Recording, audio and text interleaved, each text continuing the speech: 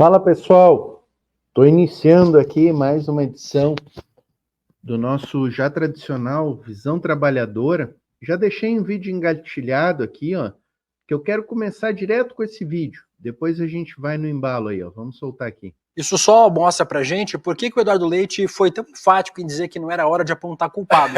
Porque ele é culpado. Assim, essa tragédia, assim como a pandemia de Covid-19, claramente traria mortes pro Brasil, como traria para qualquer país do mundo, né? Se uma tragédia dessa proporção acontecesse na Suíça, se chovesse em 15 dias, o que era para chover em 3 meses, isso ia causar transtorno na Suíça, na Itália, nos Estados Unidos, na Bulgária, em qualquer lugar do mundo onde isso acontecesse. Agora, as escolhas foram essencialmente políticas do tamanho que essa tragédia provocaria. Foi assim na pandemia de Covid-19. Morreria gente no Brasil? É óbvio que morreria. Mas as escolhas políticas de Jair Bolsonaro fizeram com que a gente tivesse 700 mil mortos. As escolhas políticas de Eduardo Leite de alterar 480 pontos do Código Ambiental no Rio Grande do Sul foi uma decisão política. A escolha de Eduardo Leite de investir 0,009% do orçamento em defesa civil para esse ano de 2024, sendo que o Rio Grande do Sul já tinha passado por uma tragédia gigantesca em setembro e em novembro do ano passado, foram escolhas políticas. Não fazer a manutenção das casas de bombas de Porto Alegre foi uma decisão política do Sebastião Melo, prefeito de Porto Alegre. Essa tragédia não é uma tragédia climática, ela é uma tragédia política. A extensão dos danos provocados nas cidades do Rio Grande do Sul foram escolhas de todos os entes federativos, governo federal, governo estadual e principalmente dos governos municipais, que nem plano de contingência tinham para quando a chuva começasse a subir. Tinha prefeitura que não sabia o que dizer para as pessoas, para que lugar da cidade as pessoas vão. Elas vão deixar suas casas e vão para onde? É preciso responsabilizar todo mundo envolvido nessa tragédia, que não é só da chuva, é da política. Eduardo Leite, Sebastião Melo e os outros prefeitos envolvidos nessa tragédia. Depois que a água baixar, precisam começar a ser responsabilizados por ela.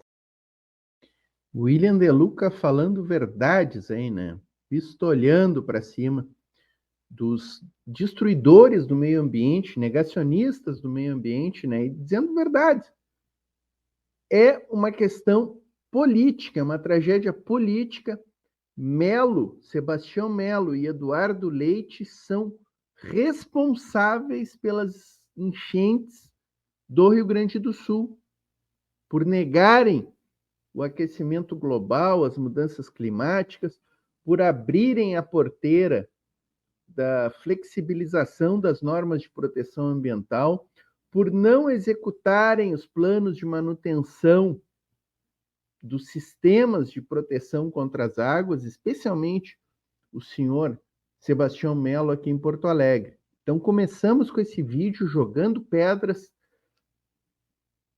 na mesa, né, e jogando pedras em quem precisa receber essas pedras, porque o Eduardo Leite, assim, confortavelmente, né, na sua primeira declaração pública, veio dizer que não é hora de apontar culpados. É aquela história, né? O culpado dizendo que não é hora de descobrir e apontar os culpados. E se já não bastasse, pessoal, tudo isso que a gente tinha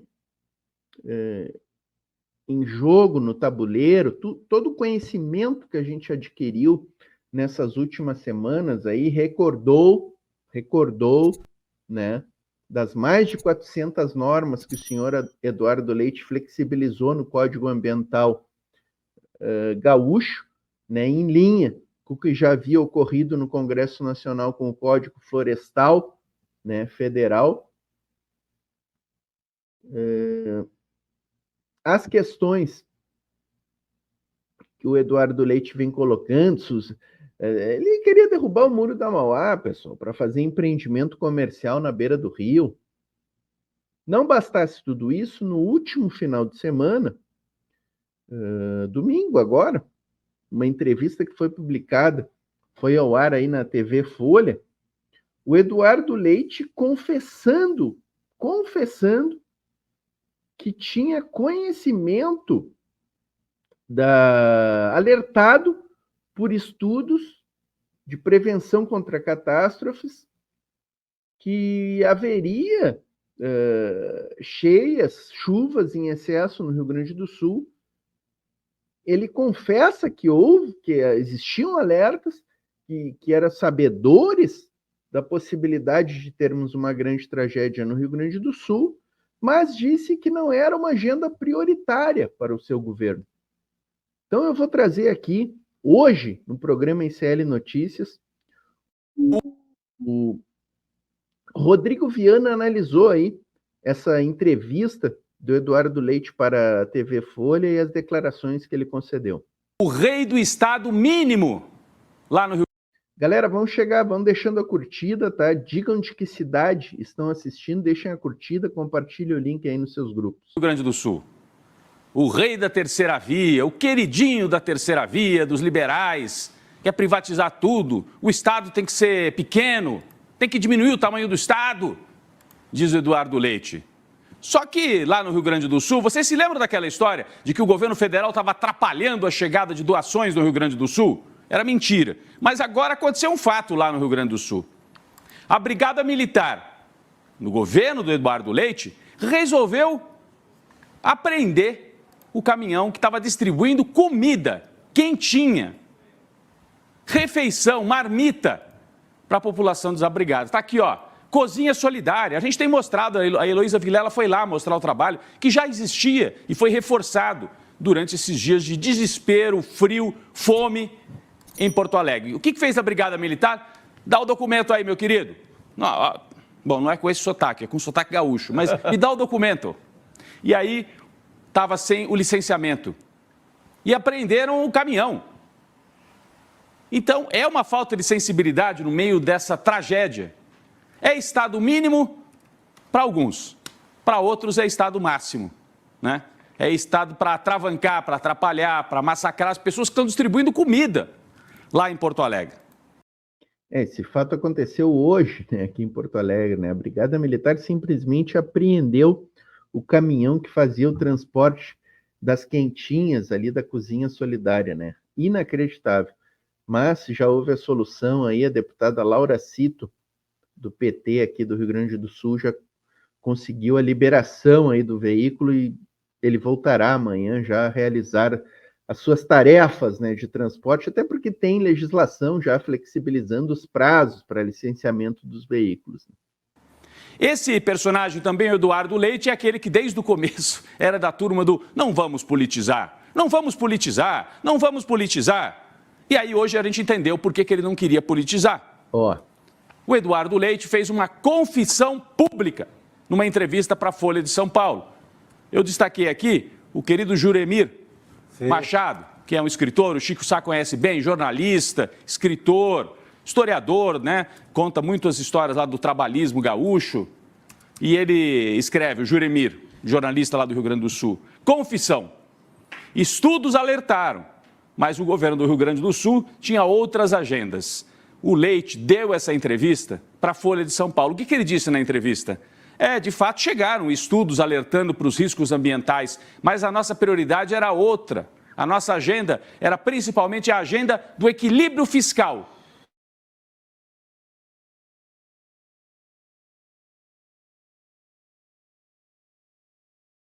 Talvez não soubesse que seria desse tamanho, mas que tinha os alertas emitidos pelos órgãos, pelos institutos de pesquisa.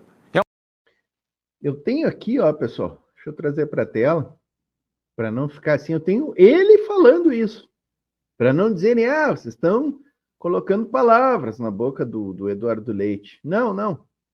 Tá aqui, ó. Tá aqui. Bom, você tem esses estudos, eles de alguma forma alertam, mas o governo também vive outras, né, pautas e agendas.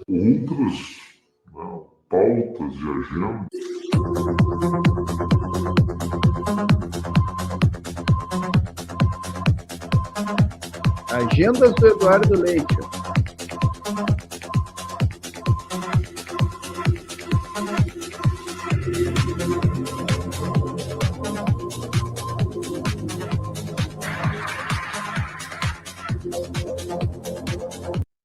Eles adoram bater esse martelinho, né? Vendendo a companhia de energia elétrica por R$100 mil, pessoal. A nossa CE, saudosa CE, né? Vendida para a Equatorial, E agora, por exemplo, temos 200 mil pessoas sem energia elétrica no estado do Rio Grande do Sul.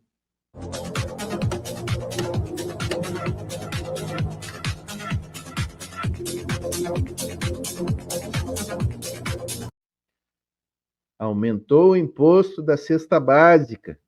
O decreto dele aumentava o imposto da cesta básica, foi barrado na Assembleia Legislativa, onde ele tem maioria. As agendas, né? Bom, olha a declaração. Você tem esses estudos? Vamos repetir a declaração. Você tem esses estudos. Eles de alguma forma alertam, mas... De alguma forma alertam. O governo também vive outras, né, pautas e agendas.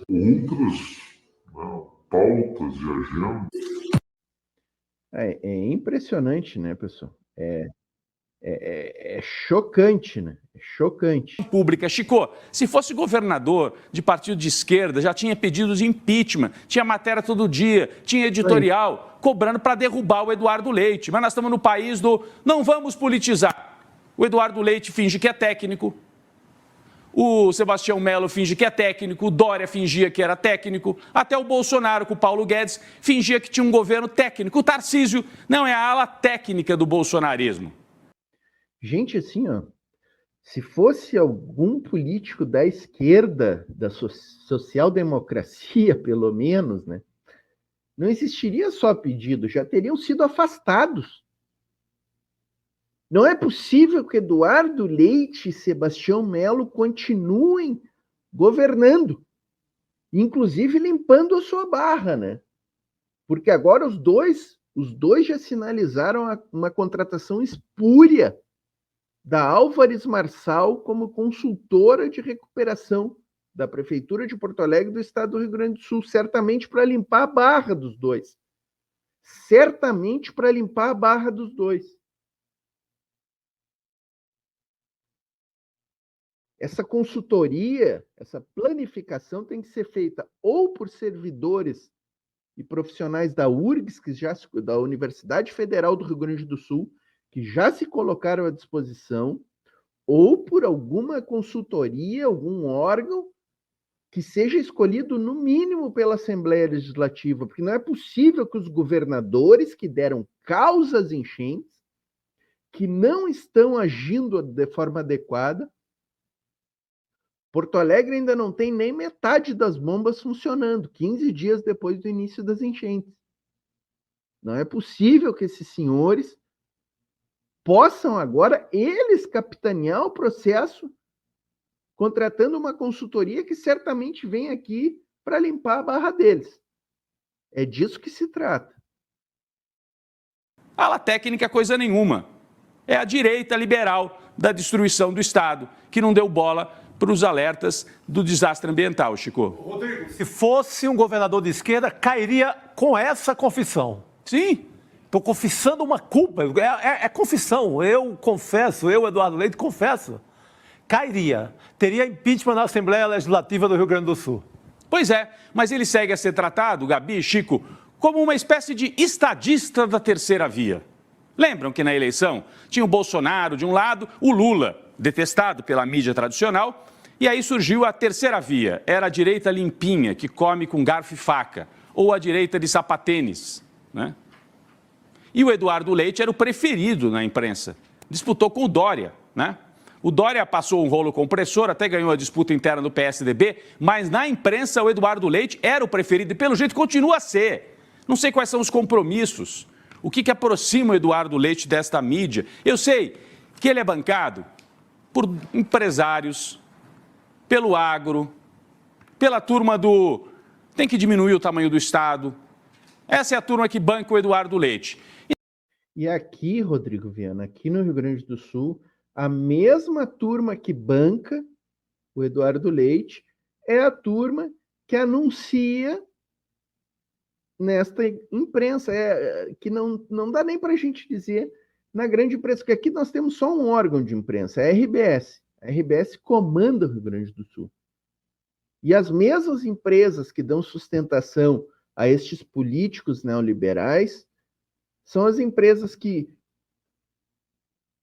financiam também a mídia através de anúncios ou são donas da própria mídia, como é o caso da construtora Maiojama, aqui no Rio Grande do Sul, cujos proprietários são os mesmos da RBS.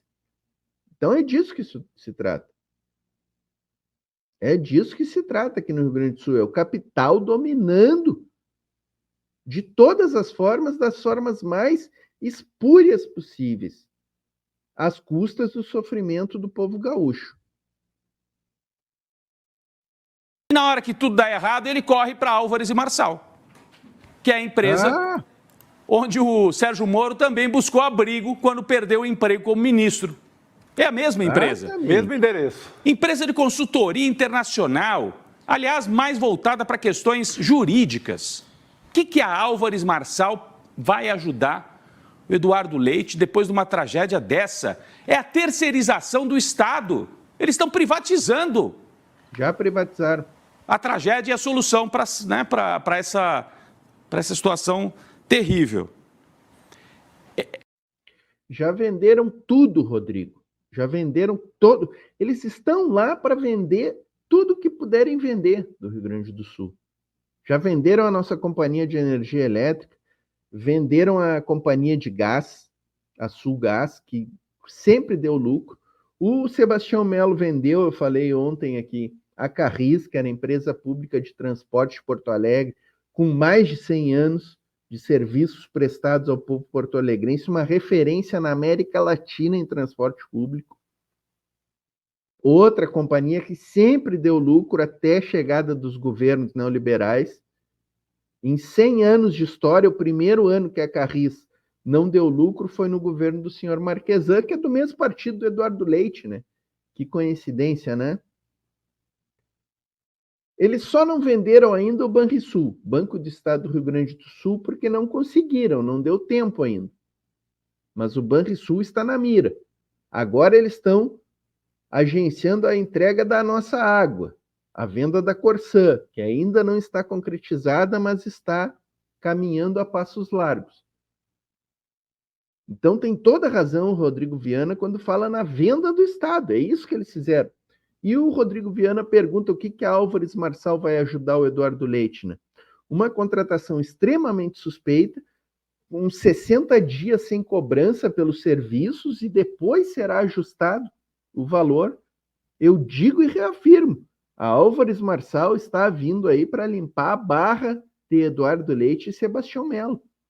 É para isso que está vindo. E o Ministério Público do Rio Grande do Sul, caladinho, caladinho. O que o Ministério Público do Rio Grande do Sul está fazendo? Fica a pergunta. É uma direita liberal. O Eduardo Leite, se não tivesse no meio dessa tragédia, tenho certeza que estaria lá naquele jantar com o Luciano Huck. Com certeza absoluta que ele estaria no jantarzinho do Luciano Huck, com o Campos Neto, com o Tarcísio Freitas, né? Mas é Banco Central autônomo, né? Independente. Jantarzinho com essas figuras aí da extrema-direita. Que independência é essa e autonomia é essa do Banco Central? Luciano Huck vem aí, estejamos atentos, hein? Vem aí Luciano Huck como o novo, como a mudança na política, nos mesmos moldes que eles utilizaram com Collor de Mello, nos mesmos moldes que vieram com o Aécio Neves, com o próprio Bolsonaro, veio como novo, como fora da política, né? Impulsionado por Lava Jato, por Rede Globo. Luciano Huck votou no Bolsonaro em 2018, abertamente, né? Que vamos torcer pelo governo do Jair Bolsonaro, não era isso que ele dizia?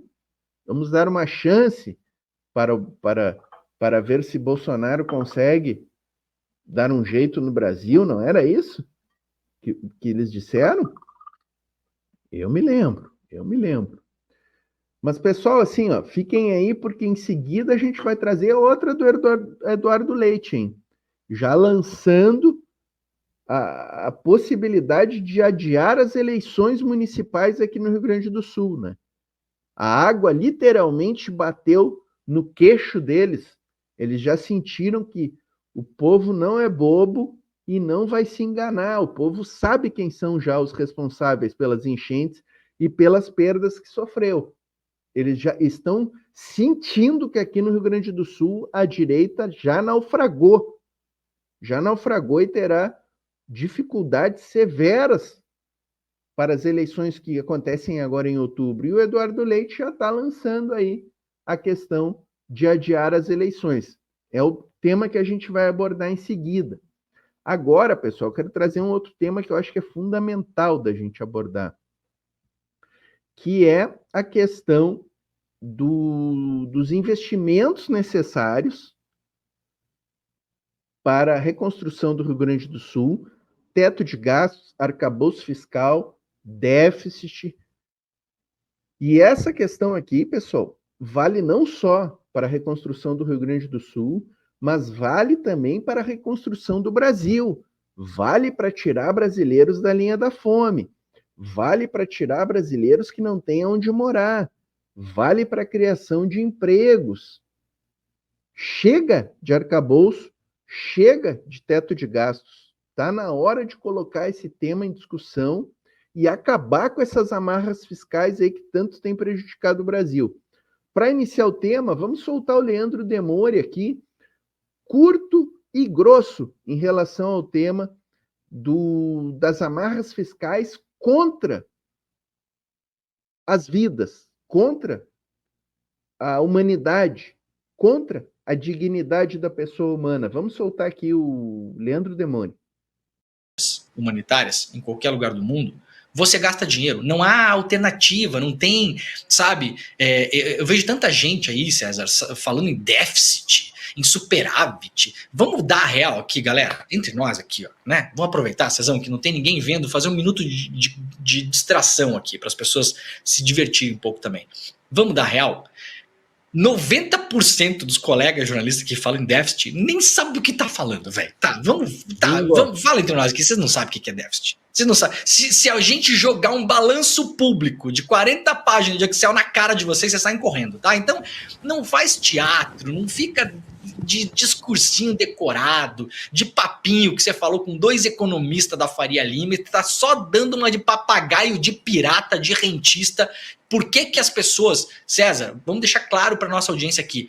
Por que é que vários economistas no Brasil, que na verdade são lobistas do mercado financeiro, agora estão em pânico se o governo gastar dinheiro para recuperar o Rio Grande do Sul?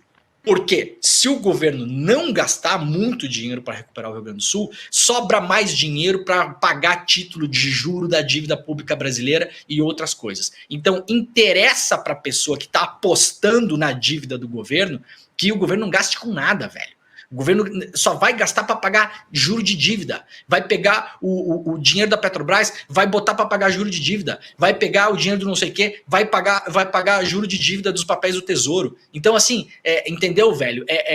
Não vai pagar os precatórios que tem que pagar porque muito banco comprou precatório e vai pagar precatório. Então, assim, essa é a discussão. Então, colegas jornalistas, não seja papagaio de pirata. Não seja trouxa, não seja otário. Tu não sabe o que é déficit, velho. Tu não sabe nem falar déficit, tá? Não sabe nem escrever sem olhar no Google. Então é o seguinte. Papagaios de pirata, de rentistas. Gostei muito dessa aqui, hein? E, cara, gente, assim, ó. Vamos chegar deixando a curtida aqui, ó. Diga no chat que cidade está assistindo, importante pro programa, tá? Mas é disso que se trata, ó, que o Demore está trazendo. É bom, às vezes, falar essa linguagem bem simples. Ó. Rentistas / banqueiros contra o povo que está passando necessidade. Isso aqui, como eu disse, gente, vale não só para tragédias, para a reconstrução do Rio Grande do Sul, como vale também para aqueles mais de 20 milhões que estão passando fome, revirando lixeira atrás de comida. Só estão lá revirando lixeira e vivendo na fome porque os banqueiros ganham juros sobre a dívida pública. Porque a taxa de juros do Campos Neto está lá em cima 10% ainda, já devia estar 5%. É só isso aqui, pessoal, tá? Tudo mais que eles vierem florear, complicar com economês, e aí traz um rentista lá, um economista rentista para falar, e aí vem com palavreado, com uma retórica, tudo retórica, tudo retórica. Porque trocando em miúdos é isso, ó. O dinheiro que vai para pagar juros da dívida pública para os banqueiros é o dinheiro que deveria estar indo para o povo que está passando fome e para o pessoal que agora está sem teto, que perdeu tudo aqui no Rio Grande do Sul.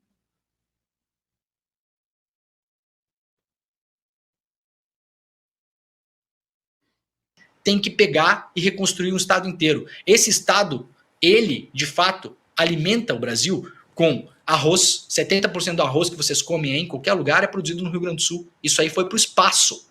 As grandes plantações de arroz do Rio Grande do Sul, muitas delas ficam na bacia ali no Delta do Jacuí, não existem mais. Inclusive, a produção do MST deve ter sido atingida ali. Sim. As máquinas estavam boiando ontem, todas as máquinas. Bacia leiteira. Toma leite, se você toma leite, você saiba que é produzido no Rio Grande do Sul ou em Santa Catarina. Sim. Porcos, aves, tá? Eu não vou nem falar de soja e milho e tal, porque muitas dessas coisas é exportado para alimentar porco e galinha na China, não interessa. Agora, arroz, feijão, porco, ave, leite, a gente não está falando de pouca coisa. Então, isso é uma coisa que tem que ser pensada. É isso. Então, esse linguajar direto, franco e compreensível do Leandro Demore aí, vamos parar com essa história de dizer que o déficit não pode gastar dinheiro no Rio Grande do Sul porque tem déficit, não pode gastar dinheiro para acabar com a fome no Brasil porque tem déficit. Parem de ser papagaio de rentista. E assim, para quem quiser aprofundar, e já que eles vêm com retórica, com técnica, vamos nós aqui, ó. Davi Decache. Fazia tempo que eu queria trazer o Davi Decache aqui no programa. O Davi Decache vai dizer aqui, ó, o que este desastre vai representar para a economia do Brasil, vai trazer a questão do teto de gastos, vai trazer a questão do arcabouço, que a gente precisa se livrar dessas âncoras fiscais. Vamos ouvir aqui, então, Davi Decache. Eles vão ter que deixar de existir como as pessoas costumavam conhecer ali naquele lugar, vão ter que ser reconstruídos e aquelas pessoas vão ter que ser removidas dessas regiões porque não sobrou nada ali, tamanha foi a destruição. Quais são os cuidados que devem existir nesses casos? Porque eu fico imaginando, por exemplo, Mussum estava se discutindo, um dos vereadores que tem um projeto a respeito disso, mudar, reconstruir essas casas, a vida dessas pessoas numa parte mais alta do município. E aí se preocupa muito que esteja muito próximo aonde tudo aconteceu, enfim. Deslizamentos, tudo isso tem que ser levado em consideração também, para que não seja uma reconstrução que daqui a alguns anos, ou daqui a alguns meses até, né, porque a gente está falando de reconstruções que vão demorar muito tempo para acontecer. Então, quais são os cuidados que tem que existir a partir de agora com essa reconstrução que vai demorar muito tempo? Em primeiro lugar, você tocou num ponto fundamental. Nós temos que ter ciência que a reconstrução vai durar talvez uma década ou mais. A destruição é muito maior do que se imagina fora do Rio Grande do Sul. Quem não está lá não imagina o que aconteceu. Está tudo destruído. Não há mais setores econômicos. As casas estão destruídas, o comércio, as escolas, os hospitais. Não há fontes de renda, né? Enfim, desemprego. Fonte de renda, desemprego. Não tem mais nada naquele estado. Uma boa comparação é o furacão Katrina, em Nova Orleans, em 2005. Né? Essa ordem de grandeza que você falou para recuperação não faz absolutamente nenhum sentido. O furacão Katrina trouxe prejuízos na ordem de 100 bilhões de dólares. Nós estamos falando aqui de 500 bilhões de reais. Uau. Como é que 10, 20 bi vão resolver a situação? 30, 40 bi vão resolver a situação? Então, nós vamos ter que rediscutir profundamente e estruturalmente as políticas fiscais, não só para o Rio Grande do Sul, para todo o Brasil também. Quanto de vidas teriam sido salvas se não fosse essa política perversa de austeridade fiscal que o Eduardo Leite impôs ao Estado, né? Quantos outros governantes, como Zema em Minas Gerais, não estão impondo políticas parecidas ainda, mesmo após a tragédia? Por que o governo federal não aproveita que há mobilização social e muda essa lógica a partir de agora, derrubando o teto de gastos, derrubando a regra de primário e falando o seguinte: não vamos mais perder vidas por falta de recursos. Nós não vamos mais ter famílias perdendo tudo porque não tivemos investimentos. Isso tem que acontecer agora. E aí tem uma coisa muito importante que eu vou repetir aqui 10 vezes. Não podemos deixar que o Estado do Rio Grande do Sul e os municípios saiam desses 3 anos de suspensão da dívida com uma crise fiscal. Por quê? Em meio a uma crise fiscal e um processo de reconstrução que ainda está ocorrendo, a pressão por mercantilizar a tragédia, ou seja, o Estado não tem recursos, os municípios não têm recursos, então você entrega tudo para as mãos do setor privado lucrar com a tragédia, vai ser muito grande. Então, a crise fiscal, ela é o caminho, as portas para a mercantilização da crise e transformar a dor em lucro. Isso não pode acontecer. Por isso eu acho muito importante o abandono agora do novo arcabouço fiscal e das regras de primário para o Brasil não ter mais nenhum limite para salvar o meio ambiente e salvar a vida das pessoas. É isso ou é barbárie completa. Isso foi um aviso, isso vai voltar a ocorrer se não tiver uma lógica, uma mudança na lógica do modelo econômico desse país. Plenamente de acordo com o Davi Decache. E isso precisa ser colocado, pessoal. Isso tem que ser colocado. As âncoras fiscais precisam terminar no Brasil. O governo precisa ter liberdade para investir e injetar dinheiro onde é preciso. Ou a gente vai ficar falando em déficit fiscal enquanto as nossas estradas não estiverem recuperadas aqui no Rio Grande do Sul. Nós vamos continuar sem duplicação de estradas que são fundamentais, sem construção de ferrovias, sem abertura de canais navegáveis em rios, porque tem que se preocupar com a austeridade fiscal. Vocês querem ver outro ponto, pessoal? Eu vou trazer aqui, ó. Vou trazer uma matéria de hoje, tá, pessoal? No Jornal Nacional, tá? Até vou torcer para que não derrubem o nosso programa, tá? Mas eu vou trazer uma matéria aqui, ó, do Jornal Nacional de hoje, que dá conta do seguinte, ó, pessoal. Desde 2012 havia aprovação no PAC de mais de 200 milhões em verbas do PAC federal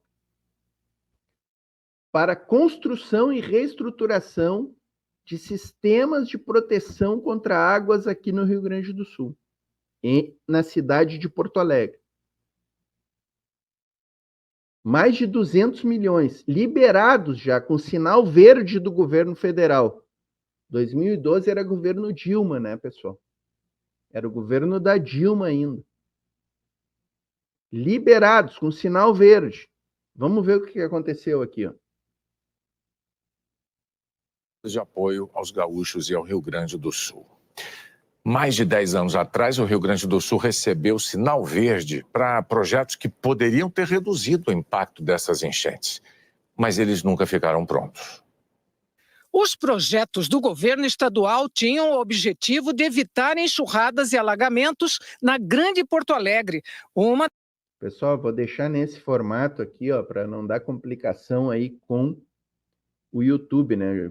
Com a Rede Globo, para a Rede Globo não derrubar o nosso vídeo, né? Nós vamos tentar aqui, ó. das áreas mais afetadas pela cheia atualmente. Eles foram incluídos no PAC, Programa de Aceleração do Crescimento, em dezembro de 2012. Isso significa que tiveram a aprovação do governo federal para receber recursos, mas ficaram parados ou mal andaram. A construção de 40 quilômetros de diques e casas de bombas para conter as cheias do rio Gravataí e do Arroio Feijó nem começou. Sistema de proteção ali na Zona Norte, Rio Gravataí, Arroio Feijó, mais de 80 mil famílias tiveram suas casas alagadas porque esta obra não foi feita. O projeto foi aprovado com valor de 226 milhões de reais e previa também desapropriação e recuperação urbano-ambiental da área. Faria diferença. É mole ou quer mais, pessoal? É mole ou quer mais? Recursos com sinal verde. Quem eram os prefeitos de Porto Alegre de 2012 para cá? Sebastião Melo, Marquesan, Fortunati e Fogaça. Fogaça, MDB, Fortunati, PDT, né, MDB também, Marquesan, PSB, Tucano, do Eduardo Leite, com relações com o MBL, e agora o senhor Sebastião Melo.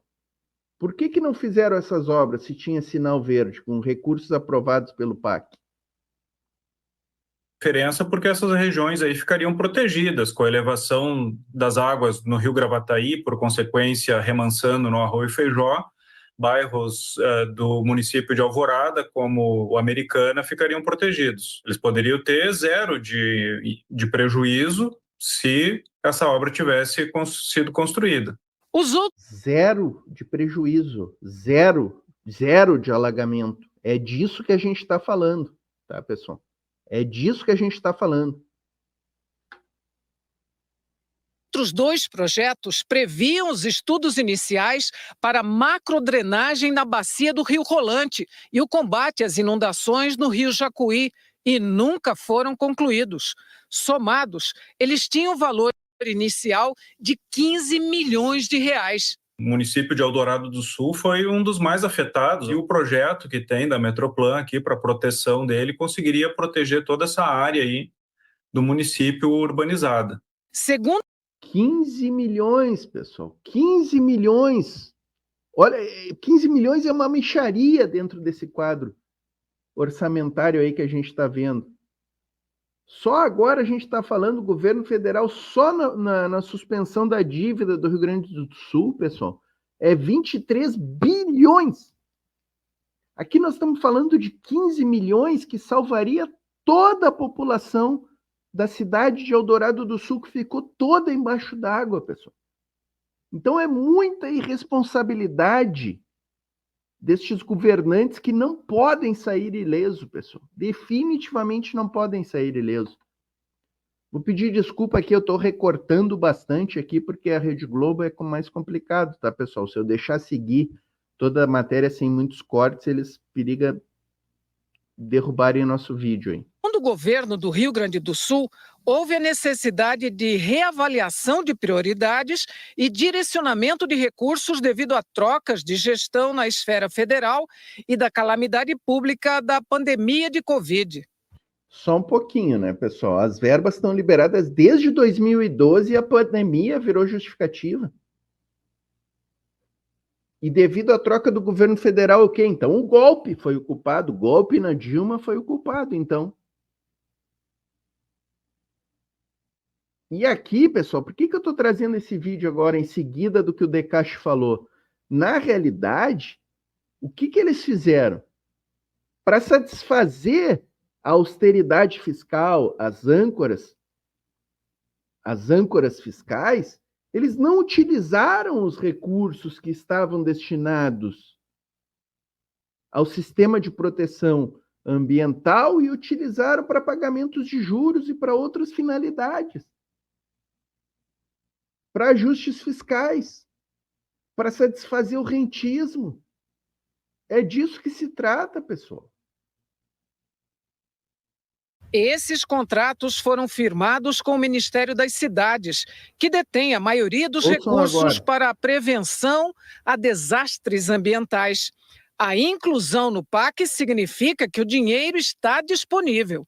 Já a execução dos projetos cabe aos governos estadual e municipal.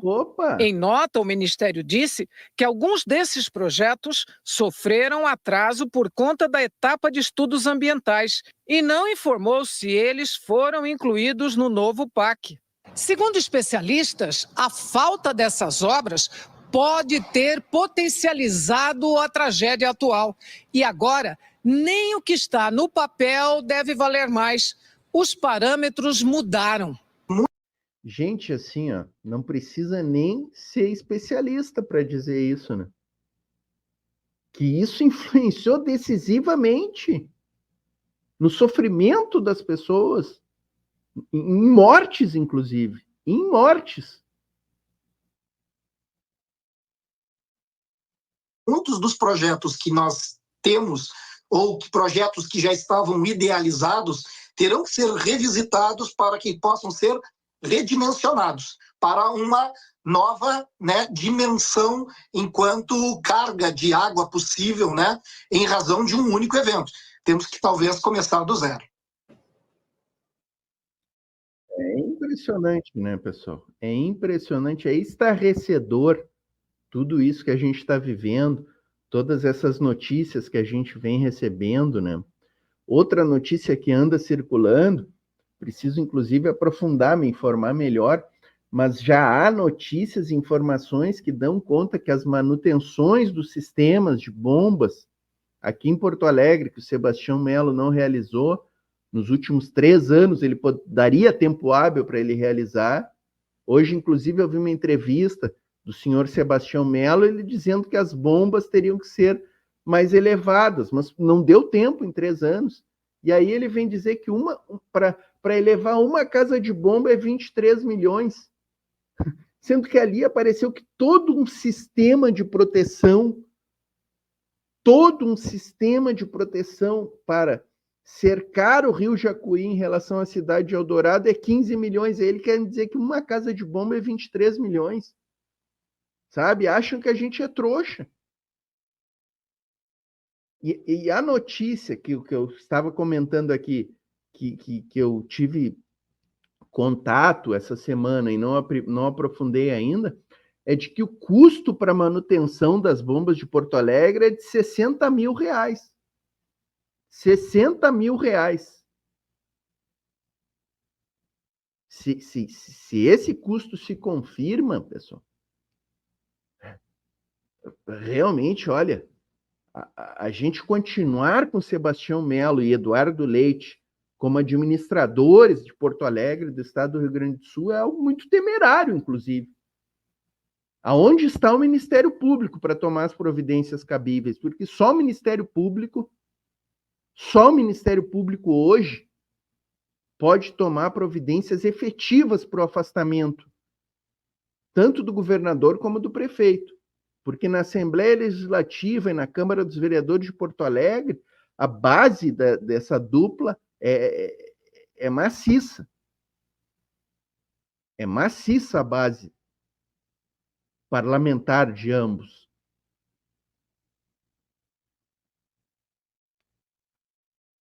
Ai, gente. Gente, vamos prosseguir aqui, ó.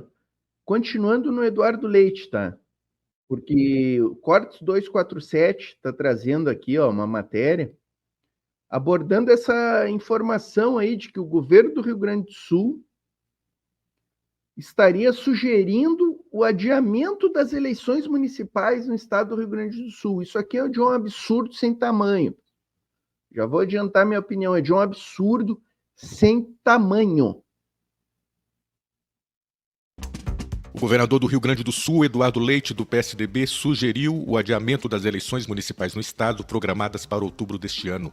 Para o governador, a troca de gestão nas prefeituras do Rio Grande do Sul pode atrapalhar o processo de reconstrução das cidades atingidas pelas enchentes desde o fim do mês passado. Ah, sim, vai atrapalhar. Tu vai tirar os prefeitos que foram desidiosos, que não fizeram as obras necessárias, vai deixar eles lá. Vai deixar eles lá para fazer a reconstrução agora do que eles ajudaram a destruir. Por exemplo, aqui em Porto Alegre, a gente sempre tem que vir para Porto Alegre. Vamos continuar com o Sebastião Melo. Ele vai ajudar agora a reconstruir. O Eduardo Leite só pode estar brincando. Junho já é um momento pré-eleitoral e em julho se estabelecem as convenções. O adiamento é um debate pertinente. O Estado estará em reconstrução, ainda em momentos incipientes, em que trocas de governos municipais podem atrapalhar esse processo. O próprio debate eleitoral pode acabar dificultando a recuperação, afirmou Leite em entrevista ao jornal O Globo. Até o início das chuvas, o favorito nas eleições em Porto Alegre era o atual prefeito Sebastião Melo, do MDB, mas ligado ao bolsonarismo. Melo pode, inclusive, ter o apoio à reeleição do próprio Eduardo Leite. A expectativa do meio político é que as posições do prefeito tenham caído bastante, já que ele e Leite são apontados como um dos culpados pelo despreparo do Estado e da capital no enfrentamento das... Esses dois são inimigos do povo gaúcho, inimigos neoliberais, bolsonaristas. Enchentes. A oposição terá como candidata a deputada Maria do Rosário, do PT, que contará com o apoio do PSOL. O Tribunal Superior Eleitoral não considera no momento adiar as eleições municipais. Apesar da solicitação do governador do Rio Grande do Sul, membros da corte, ouvidos pela coluna da jornalista Andréa Sadi, do G1, dizem que a questão do adiamento não chegou ao TSE e que essa é uma discussão que passa necessariamente pelo Congresso Nacional, já que o adiamento só pode ocorrer mediante emenda constitucional.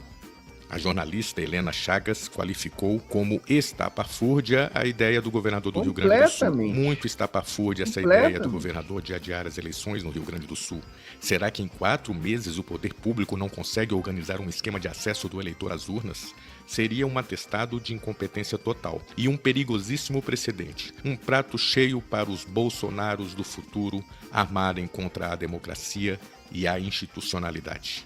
Vocês lembram que até durante a pandemia teve eleições? Eleição não se adia, minha gente, nunca. Escreveu Helena Chagas no X, no antigo Twitter. Gente, assim, ó, o Eduardo Leite, ele vem sendo chamado de Zelensky de Guaíba, Tchelensky, comparando ele com o cara da Ucrânia lá, né? E o cara da Ucrânia acabou o mandato dele ontem lá na Ucrânia. Ele adiou a eleição. Adiou a eleição. Então, assim, mais uma para o Zelensky de Guaíba, né? Mais uma para o nosso Zelensky de Guaíba aqui.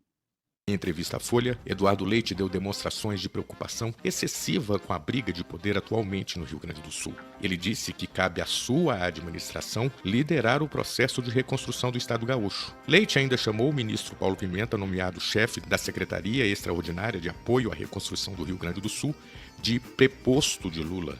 Veja agora uma análise do experiente jornalista Moisés Mendes, um dos principais nomes do jornalismo gaúcho, sobre essa questão. Resumindo, para Moisés, Eduardo Leite está dando demonstrações de despreparo para liderar um momento tão importante como o atual na história gaúcha. Confira. Vou tirar aqui um pouco o Moisés Mendes, já vou trazer ele, porque o Moisés Mendes sempre é bom escutar, sempre é bom ouvir.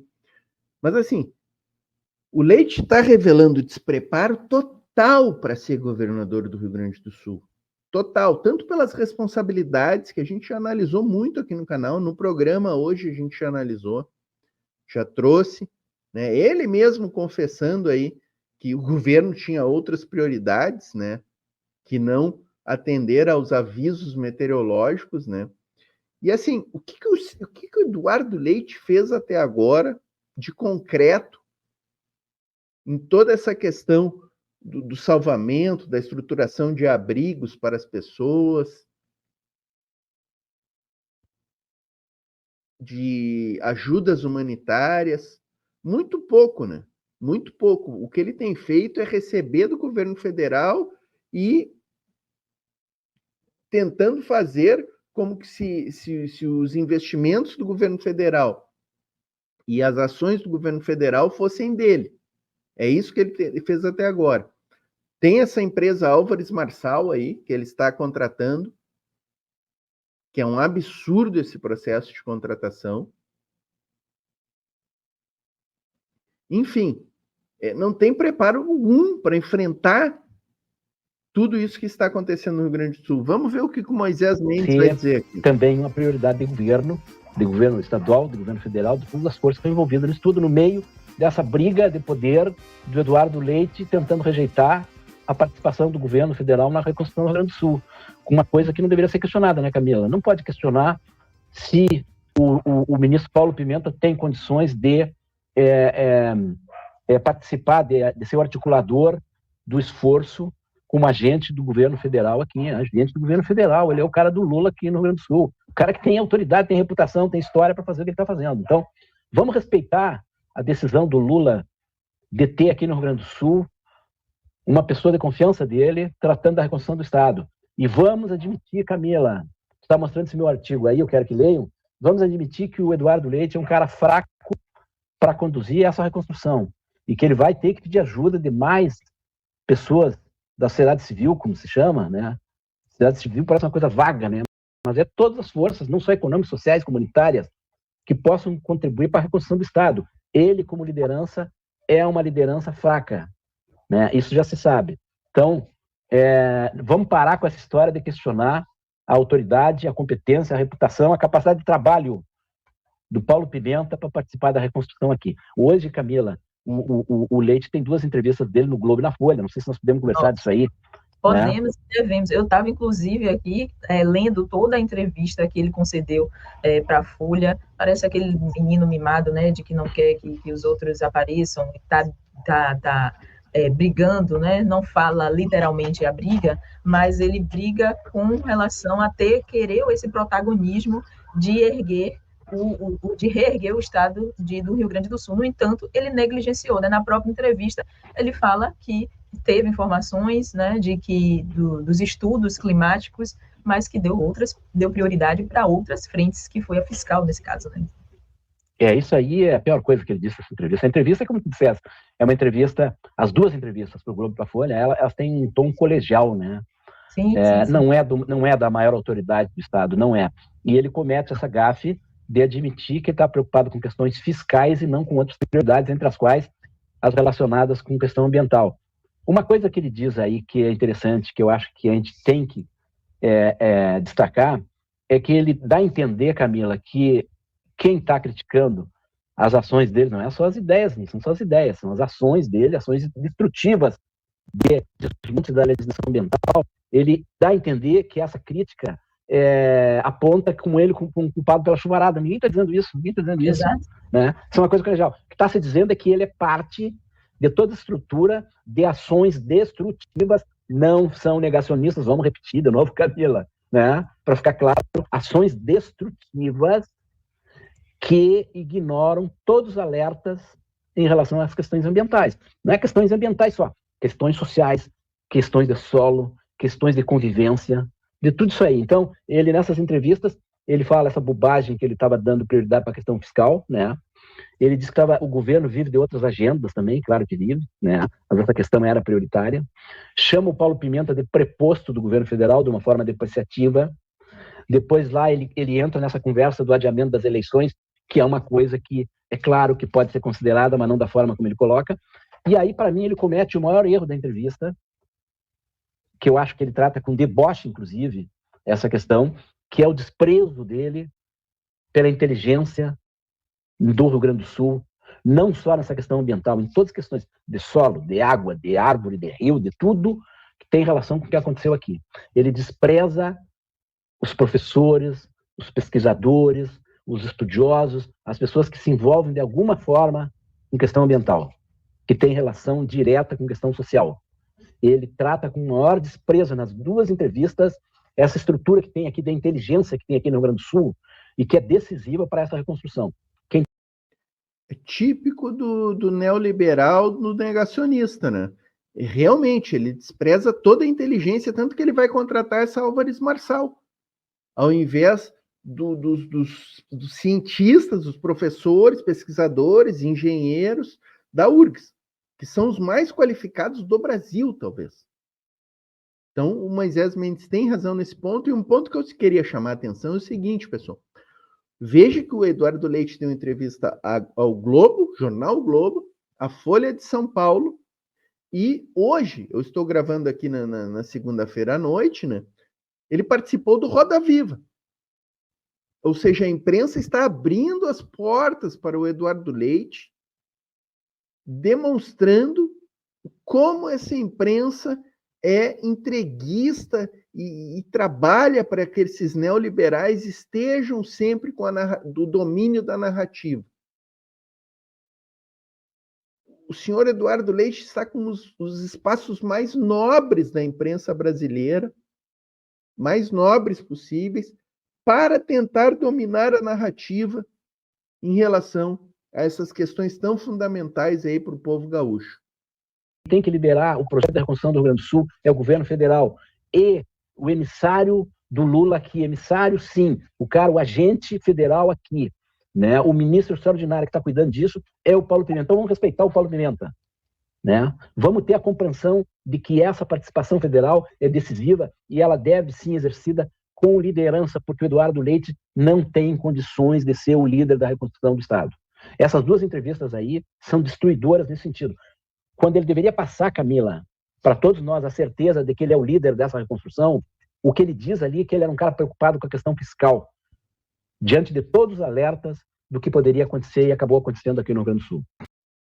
Tem toda a razão, né? O Moisés Mendes, agradecer aí a TV 247, utilizamos aí o Cortes 247, né? Com esses trechos aí da programação deles. Muito bom, muito boas reflexões aí do Moisés Mendes, além da possibilidade de a gente trazer essa absurda proposta do Eduardo Leite aí de adiar as eleições aqui no Rio Grande do Sul, né?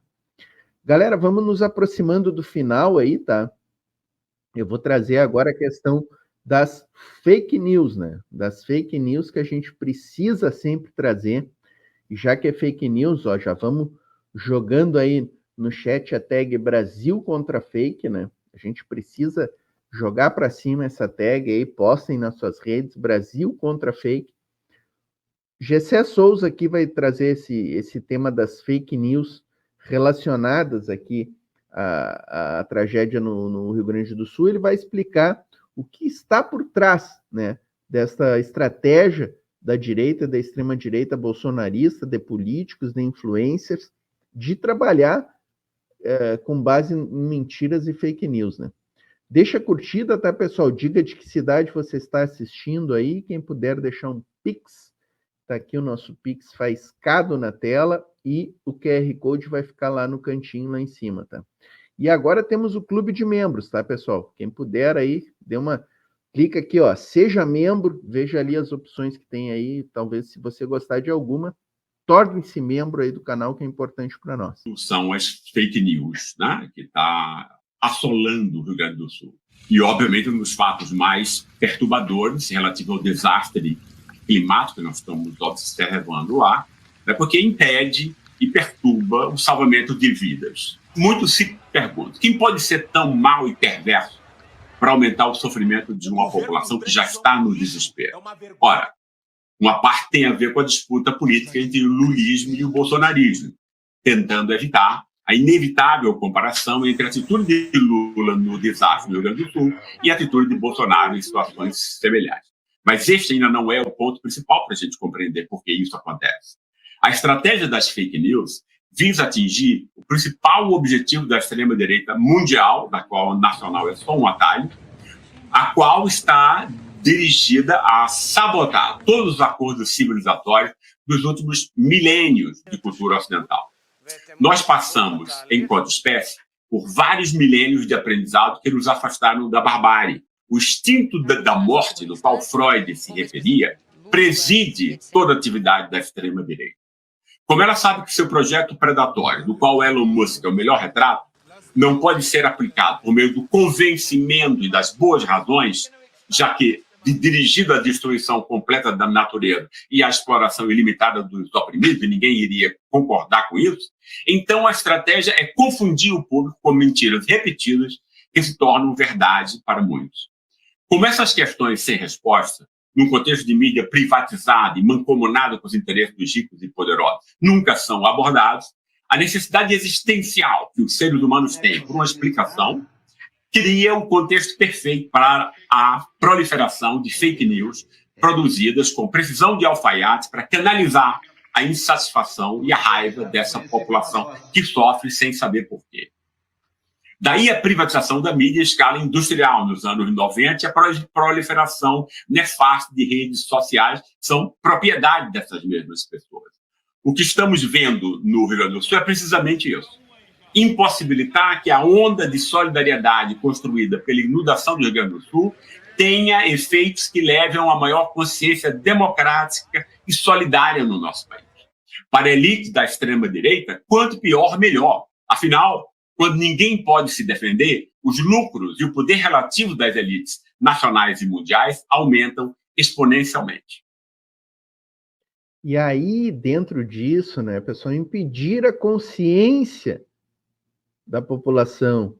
Quem perdeu a sua casa, quem perdeu os seus bens, não pode ter consciência de que isso aconteceu por força de governantes incompetentes que representam os interesses do capital.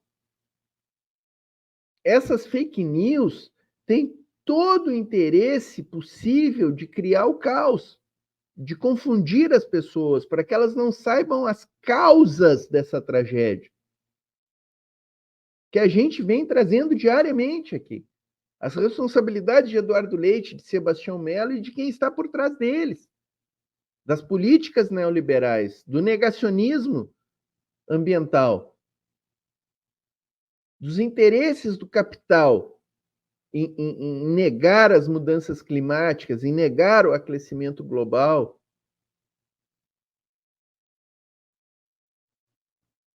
As mentiras têm este pano de fundo. Esta confusão em relação a quem está fazendo o salvamento, essa estratégia deles de dizerem que é só voluntários estão fazendo tudo e o poder público não está fazendo nada, para confundir, para que o povo não tenha consciência que as medidas de recuperação, de salvamento e de reconstrução estão sendo capitaneadas por um governo popular federal, um governo federal popular que colocou todas as forças aqui no Rio Grande do Sul para capitanear o salvamento com equipamentos, com o pessoal do Exército, da Marinha, da Aeronáutica, com a Defesa Civil, trazendo bombas agora para tirar a água dos locais que estão alagados.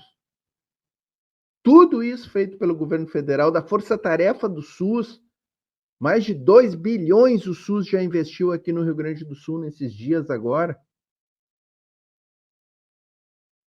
Reconstruindo postos de saúde, trazendo equipamentos, trazendo o pessoal de outros estados aqui da Força Nacional do SUS. Todas essas fake news vêm para confundir isso, para que o povo não tenha consciência, como disse o Gessé Souza, de que isso está acontecendo e de como será feita a reconstrução.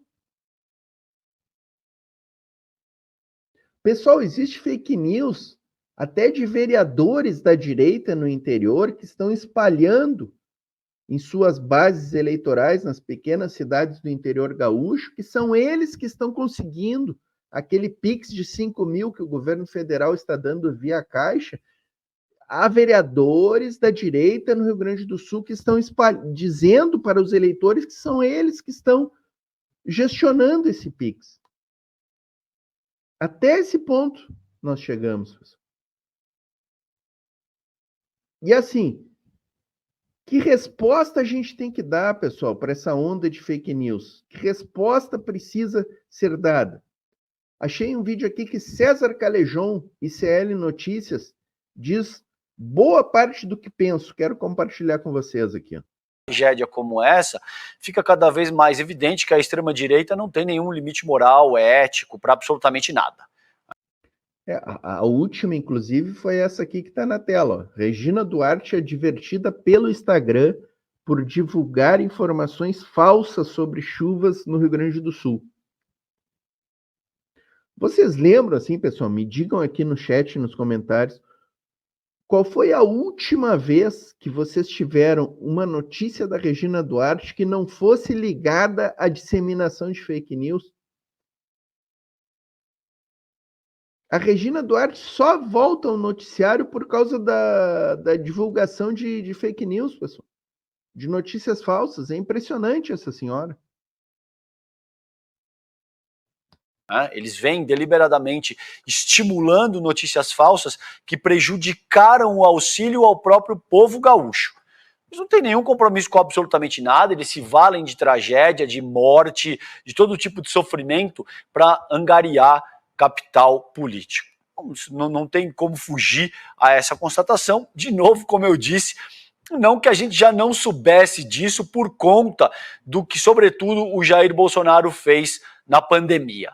O Bolsonaro diz que máscara não servia para absolutamente nada, diz que vacina poderia causar AIDS, enfim, tudo o que ele poderia fazer no sentido de comprometer o plano vacinal e de ampliar a contaminação do povo brasileiro durante a maior pandemia do século para fins políticos, ele fez. Então, essa é mais uma prova desse modus operandi da própria extrema-direita. A outra, que eu diria que também me parece absolutamente importante ressaltar, é que essas pessoas devem ser confrontadas com medidas judiciais. Elas não podem disseminar notícias falsas, principalmente em situações de calamidade pública, como que a gente tem aí, e passarem impunes. E eu já disse isso 300 vezes. Eu sei que a comunidade CL não aguenta mais me ouvir dizendo isso, mas é porque é algo absolutamente fundamental no nosso debate sociopolítico hoje em dia, gente. Não existe outra maneira de combater a extrema-direita que não seja promovendo a devida responsabilização na seara jurídica. Então, notinha de repúdio, esse tipo de coisa... Quem conhece sabe. Exato. Né? Ou tentar rechaçá-los nas redes sociais, Hobbes.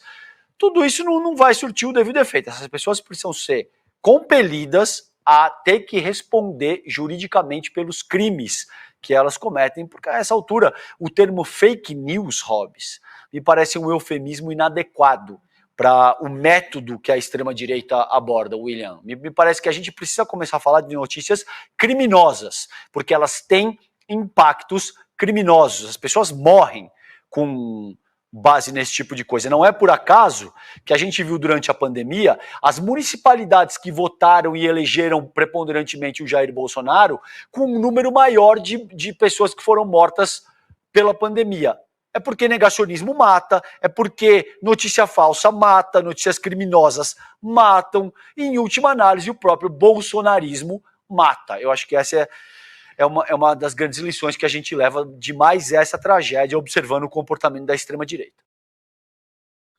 Pessoal, assim, ó, eu tenho dito, reafirmado aqui, que é uma série de dispositivos do Código Penal que já podem ser utilizados para enquadramento das fake news, para tipificação de uma fake news como crime.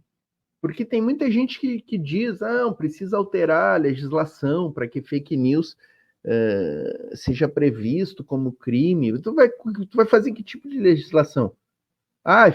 Espalhar fake news é crime. Gente, tu já pode enquadrar quem espalha fake news em vários tipos do Código Penal. Tu pode, por exemplo, ter uma calúnia, quando é uma fake news que acusa alguém de cometer um crime. Tu pode ter, como o Calejão falou ali, por exemplo, na época da pandemia, espalhar fake news, tu estava atentando contra as normas sanitárias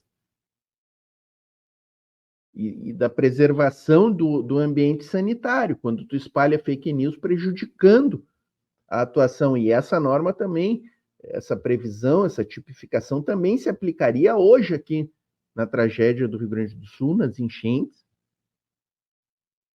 porque quem dissemina fake news estava atrapalhando o socorro, agora estará atrapalhando aí o processo da adequada segurança, né, sanitária das pessoas que estão nos abrigos e do próprio processo de reconstrução. Tu tem uma série de previsões, artigo 171 do Código Penal. É o famoso crime de estelionato, né? Se aplica para a prática de golpes, mas também ele se aplica quando o criminoso engana a vítima. Tu disseminar fake news, tu está enganando as pessoas. Então tem uma série de previsões, aí que a gente pode aplicar no caso das fake news.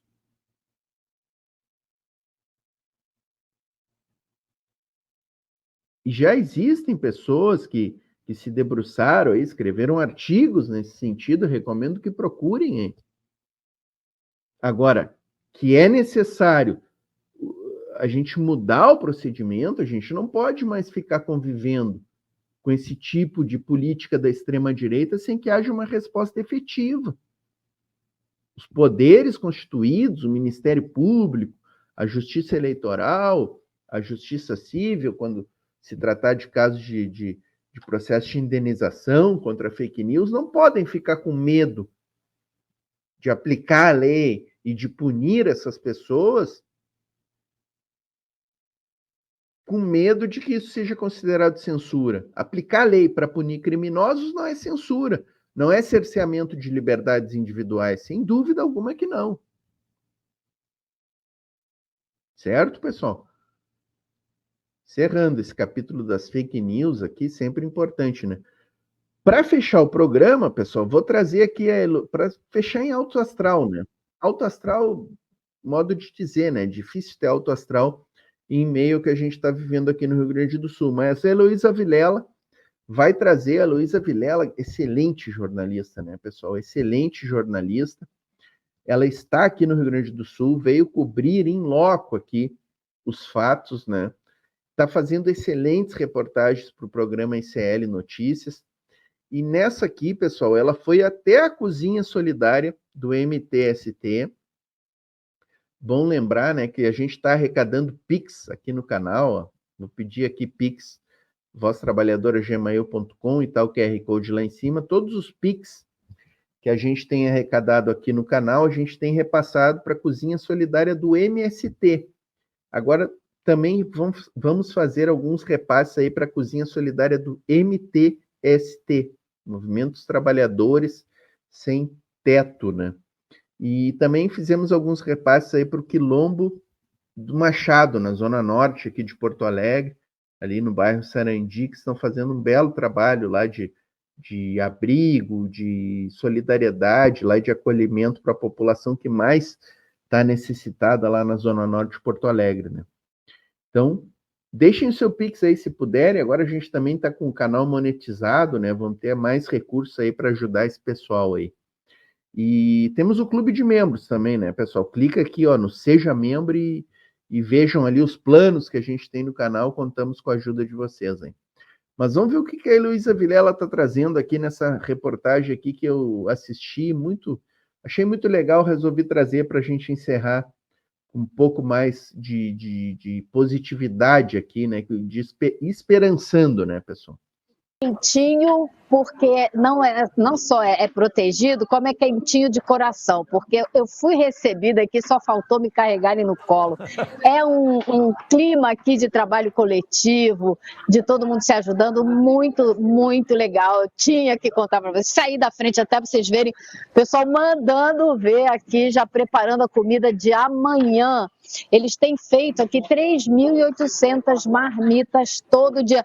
Vou tentar mostrar para vocês um pouquinho aqui, ó. Vê se dá para vocês perceberem aqui a lista de lugares que eles estão atendendo, com o número de marmitas para cada um, tudo anotado aqui, para eles poderem entregar, tudo organizado, muito bacana, tem muita coisa sendo feita aqui. Sara fazer também café da manhã, por causa das necessidades enormes, né, que a população aqui de Porto Alegre e do estado inteiro está enfrentando. Só para vocês terem uma ideia, gente, tenta imaginar o que é você preparar 160 quilos de feijão todo dia aqui 250 quilos de carne, 280 quilos de arroz, 180 quilos de legumes. Agora há pouco eles estavam cortando a cebola, eu estou aqui de longe, porque eu não estou de touquinha nem nada, eu já estava chorando só de sentir a cebola ali atrás, né? Então, é um trabalho enorme que eles estão fazendo, eles estão abrindo outras 5 ou 6 cozinhas solidárias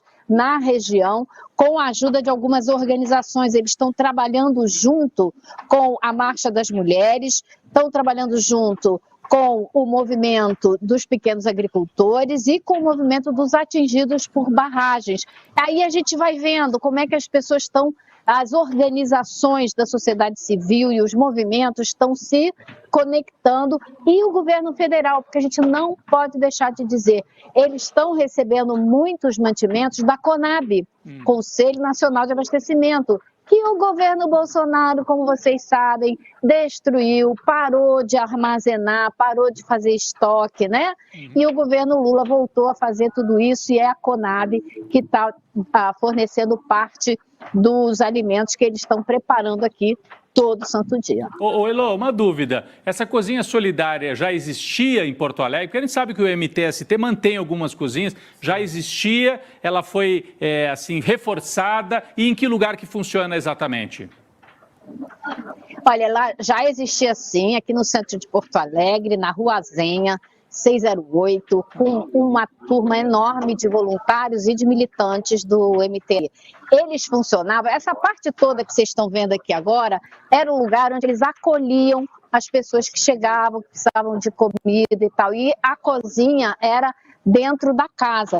Só que para fazer comida para 3.800 pessoas lá na cozinha não dava. Então eles tomaram essa parte aqui, conseguiram um fogão emprestado com várias bocas e passaram das 500, 600 marmitas que eles faziam por dia para 3.800. Então realmente eles estão agora precisando de panelas maiores, porque as que eles têm não está dando para o gasto, mas eles estão tocando e conseguindo alimentar 3.800 pessoas todos os dias. Tá aí, né, pessoal? Tá aí, interessante essa reportagem, mostrando aí quem faz pelos trabalhadores, né? A classe trabalhadora fazendo para a classe trabalhadora, a gente sempre tem dito aqui, né? Tentando desmistificar essa onda de mentiras aí que só voluntários têm trabalhado. E curiosamente, essa gente que diz que só voluntários têm trabalhado sempre foca muito naqueles influencers, né? Naquele cara que tem um canal de YouTube que vem, grava um vídeo, né? E nunca nessas entidades da classe trabalhadora, como o MST, o MTST, os quilombos que estão organizados aí, sindicatos, sabe? Associações de servidores públicos, professores. Quem é que vocês acham que está trabalhando nestes abrigos que estão organizados em colégios, pessoal? Quem? Quem é que está fazendo a comida nos abrigos, se não as merendeiras dos colégios? Quem é que está trabalhando ali, ajudando as pessoas nos colégios, se não as professoras, as serventes, os funcionários dos colégios? Quem é que fez o resgate? Só foi os voluntários que fizeram todos os resgates. Gente, 78 mil resgates. Haja voluntário, hein, pessoal? Haja jet ski, haja barquinho de voluntário para salvar 78 mil pessoas, né? Então, assim, qualquer pessoa com mínimo de cognição intelectual sabe que para fazer 78 mil salvamentos é preciso mão de obra qualificada, ou seja, pessoas qualificadas para fazer salvamentos, e muito equipamento. Muito equipamento, muito barco, muito helicóptero, muito caminhão, tanques do Exército. São mais de 15 mil militares que trabalharam aqui no Rio Grande do Sul, pessoal. A Força Nacional veio com 300 homens para o Rio Grande do Sul. O Corpo de Bombeiros, a Brigada Militar, a Defesa Civil, a Força Nacional do SUS. Eu até estou tentando localizar um vídeo aqui, pessoal, que eu recebi. Deixa eu ver se eu localizo aqui. Era um vídeo da Força Nacional do SUS. Deixa eu ver se eu consigo ver aqui, pessoal, localizar. Era um vídeo da Força Nacional do SUS que era muito bom, pessoal. Muito bom, mostrando o trabalho executado pela Força Nacional do SUS. Infelizmente, eu não separei esse vídeo, pessoal. Mas deixa eu ver se eu localizo aqui. Eu recebi. Deixa eu ver se eu acho aqui, que eu quero botar esse vídeo para vocês, porque, olha, é muito legal, pessoal. Muito legal ver o que o SUS fez aqui no Rio Grande do Sul. Não sei se eu vou conseguir localizar, pessoal, infelizmente. Porque é um vídeo que ajuda bastante a desfazer essa falácia, né? De que são só voluntários que estão... Ah, achei, pessoal. Achei aqui, ó. Deixa eu compartilhar com vocês esse vídeo aqui. Compartilhar.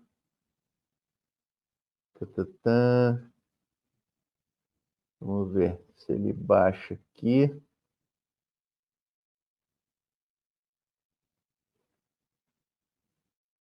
É um vídeo curto, relativamente curto, de 1 minuto. Deixa eu ver se eu consigo. Ele está baixando aqui, não sei se vai dar certo. Deixa eu tentar. Esse WhatsApp nunca é muito bom de trabalhar.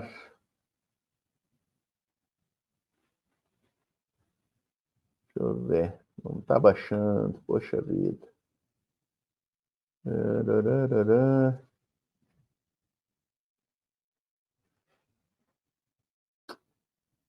Não vou conseguir, eu acho, pessoal.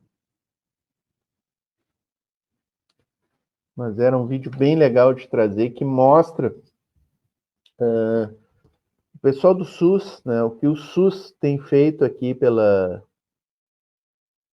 Rio Grande do Sul, na questão do salvamento, da reconstrução de postos de saúde, mas infelizmente não vou conseguir, pessoal. Não vou conseguir, infelizmente, vou ficar devendo para vocês este vídeo. Que pena, pessoal, que pena, porque era um vídeo bem legal, e quando eu assisti, eu inclusive pensei, né, que teria que guardar esse vídeo, porque ele desmascara essa tese aí de que só voluntários... E como eu ia dizendo, né, pessoal, 78 mil salvamentos, tá? O que é humanamente impossível de ser realizado por voluntários, né? E nós temos mais de 80 mil pessoas em abrigos aqui no Rio Grande do Sul hoje, tá, pessoal? Vocês acham que voluntários dão conta de 80 mil pessoas em abrigos, pessoal? E aonde essas pessoas estão abrigadas? Elas estão abrigadas em escolas, pessoal, em ginásios, em quartéis. Então, assim, vamos parar com essa história de que o poder público não está fazendo nada. Porque é o poder público que está fazendo a maior parte. Os voluntários são importantes, sim, são muito importantes, são louváveis, sabe, merece o nosso aplauso. Mas, por favor, né, pessoal? Não vamos entrar nessa. Não vamos entrar nessa narrativa aí da extrema-direita de que o poder público não está fazendo nada e que o Estado mínimo é melhor. Se não tiver Estado, as coisas melhoram, sabe? Não vamos cair nessa. Galera, assim, não vou conseguir trazer o vídeo, tá? Vou pedir desculpas. Numa próxima oportunidade eu compartilho aí esse vídeo. Vou compartilhar no grupo de WhatsApp, tá, pessoal? Vou jogar ele agora lá no grupo de WhatsApp da Voz Trabalhadora e no Telegram. Então, se você não está inscrito ainda, ó, vai aqui, ó, link na descrição aqui, cadastrem-se lá e assistam esse vídeo. Eu vou compartilhar também no Instagram da Voz Trabalhadora. Então, quem não está inscrito no Instagram, vai lá, se inscreva lá no Instagram e para conferir esse vídeo aí que eu recomendo muito. Certo, pessoal? Valeu! Quero agradecer a todo mundo que chegou até aqui. Quem não deixou a curtida ainda, deixa a curtida. Diga no chat de que cidade nos assistiu, né? O Pix do canal ficou aqui, ó, o QR Code o tempo inteiro. Tem aqui a nossa chave, né? E agora temos monetização no canal, tá, pessoal? Vou pedir para você aí acessar aqui, ó, seja membro aqui, ó. Acessa aqui o botão seja membro para você consultar ali as opções que a gente tem a partir de R$ 1,99. Vocês ajudam bastante o canal aí e ganham benefícios, inclusive. Certo, pessoal? Valeu. Paz entre nós, guerra aos senhores.